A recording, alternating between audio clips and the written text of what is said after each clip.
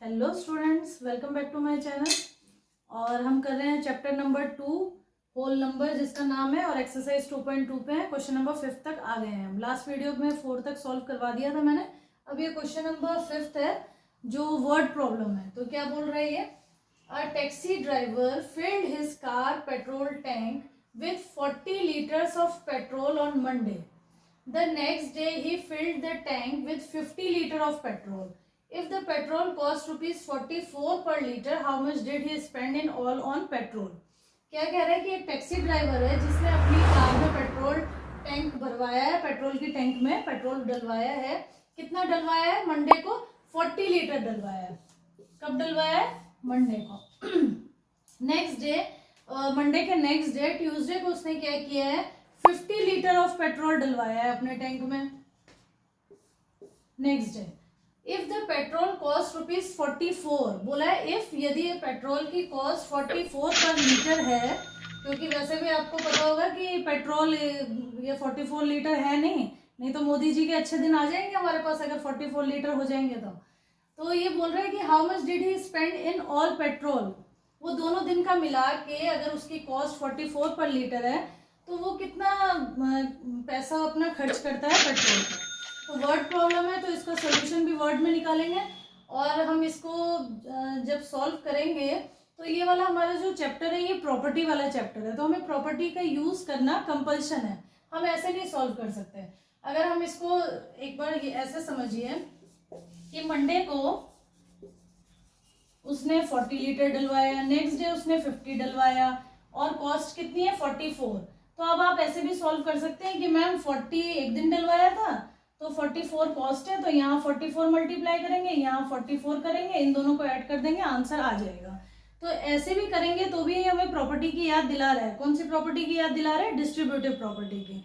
अब word problem है तो पूरा इसको लिख के ही सॉल्व करेंगे, इसका स्टेटमेंट के साथ इसको सॉल्व करेंगे। क्या बोल रहा है? Petrol filled on Monday. Monday को कितना करवाया उसने? 40 litre. Next day petrol field on, next day आप पूरा लिखेंगे 50 लीटर। अब if the cost of petrol, if the cost of petrol कितना है? कॉस्ट 44 रुपीज 44 पर litre. How much did he spend in all on petrol. अब हम क्या करेंगे कि 1 लीटर कितने का है? 44 का। तो 40 लीटर कितने का हो जाएगा?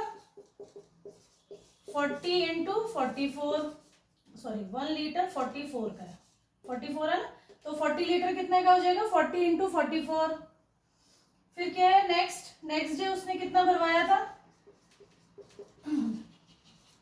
50 इंटू 44। समझ गए कैसे इक्वेशन बनेगी? देख लेते हैं। 40 इंटू 44 प्लस, टोटल बताना है ना उसको, टोटल कितना किया था, तो बीच में प्लस का साइन आएगा। 50 इंटू 44। अब क्या है ये? इन दोनों में हमें कुछ कॉमन नजर आ रहा है, 44 कॉमन नजर आ रहा है, तो हम क्या कर लेंगे, इसको यहाँ पे सॉल्व कर लेते हैं। 44 कॉमन ले लेंगे और आगे आ जाएगा ये, इधर इस वाली लाइन से आ जाएगा हमारे पास 40, इस वाली लाइन से कॉमन आ गया 44, तो क्या बच गया? 50। 40 प्लस 50 90, बीच में कोई साइन नहीं है, इसका मतलब मल्टीप्लीकेशन का साइन है।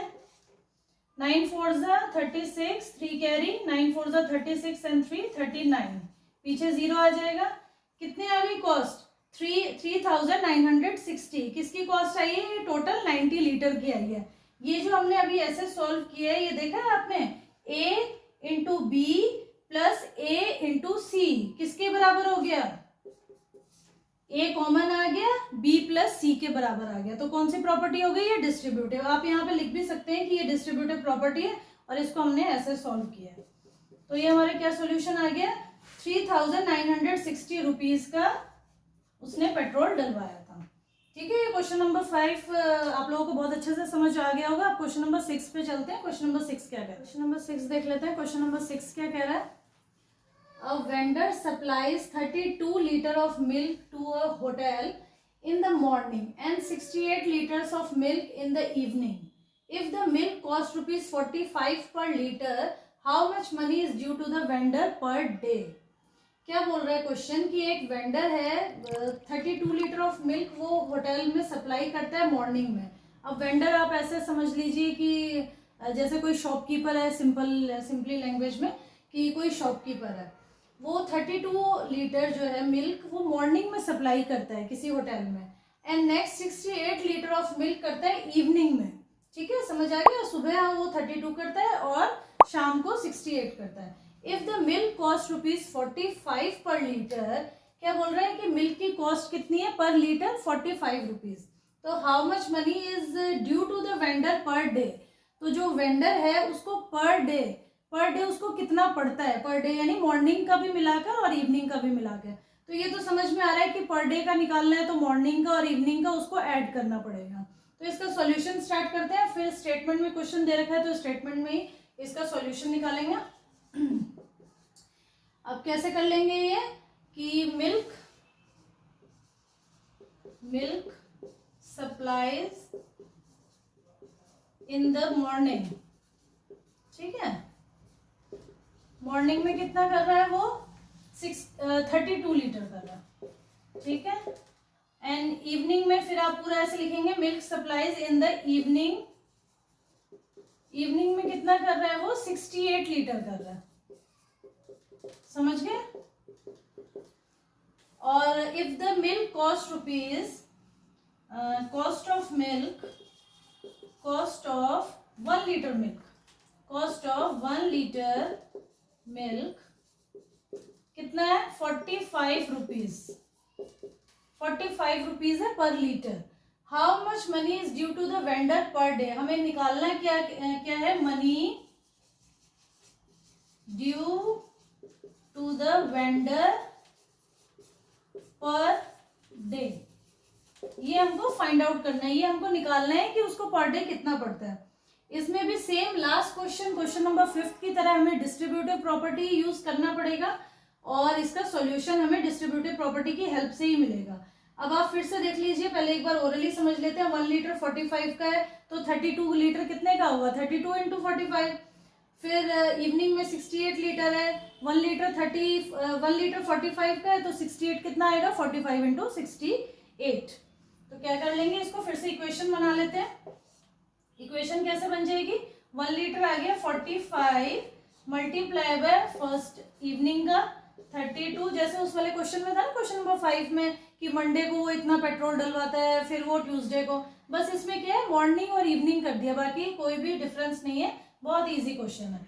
तो 45 तो रुपीज हो गया, इसके आगे आप कंफ्यूज ना हो तो रुपीज लगा लीजिए। रुपीज 45 32 लीटर का प्लस 45 रुपीज मल्टीप्लाई बाय 68। एक का कॉस्ट है 45 तो 68 का कितना होगा उसको मल्टीप्लाई करके निकाल लेंगे। फिर से डिस्ट्रीब्यूटिव प्रॉपर्टी हो गई है। दोनों में क्या कॉमन आ रहा है, दोनों जो ये ब्रैकेट बन गए हमारे उसमें कॉमन क्या है, कॉमन है 45 रुपीज। बाहर निकाल लेंगे उसको, अंदर क्या बच गया 32 प्लस 68। आ गई ना डिस्ट्रीब्यूटिव प्रॉपर्टी, ए इंटू बी प्लस ए इंटू सी। अब क्या कर लेंगे 68 प्लस 32 यहीं पे सॉल्व कर लेते हैं, 8 और 2 10, 1 कैरी 6 3 और 1 100 आ गया। देखिए इसका आंसर भी कितना सिंपल आ गया। अब 45 को 100 से क्या करना है, मल्टीप्लाई करना है। क्या आ जाएगा मल्टीप्लाई करके, 2 0 लगा देंगे बस।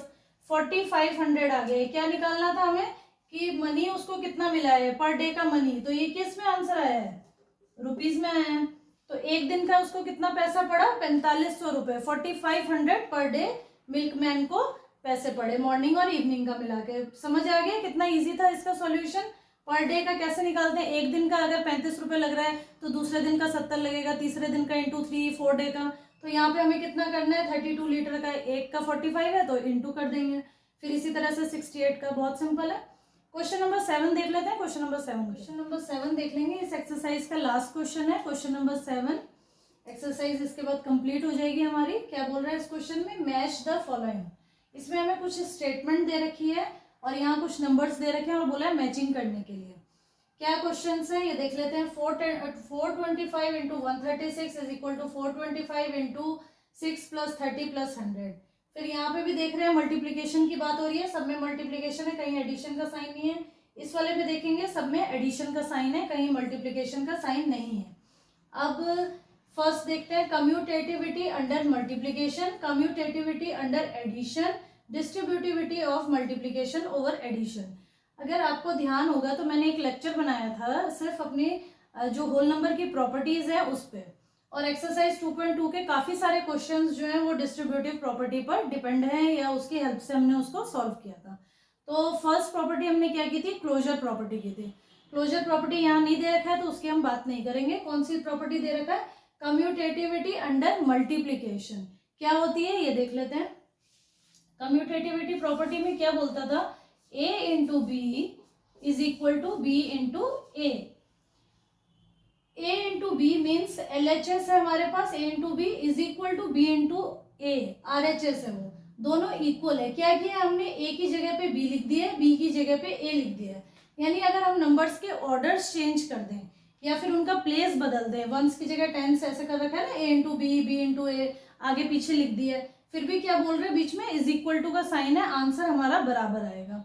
याद आ गया होगा आपको कम्यूटेटिविटी अंडर मल्टीप्लीकेशन क्या होती है। इसी तरह से कम्यूटेटिविटी अंडर एडिशन क्या होती है, a plus B is equal to B plus A. इसमें भी सेम है, बस ये एडिशन की है, ये मल्टीप्लीकेशन की प्रॉपर्टी है कि a प्लस बी किसके बराबर है, b प्लस ए के। यानी हमने इसमें भी दोनों के ऑर्डर्स चेंज कर दिए हैं, यानी बोल सकते हैं हम ऐसे कि प्लेस चेंज कर दिया, आगे पीछे कर दिया, a को पहले लिख दिया, b को बाद में, फिर भी आंसर क्या आएगा, is equal to means LHS is equal to RHS।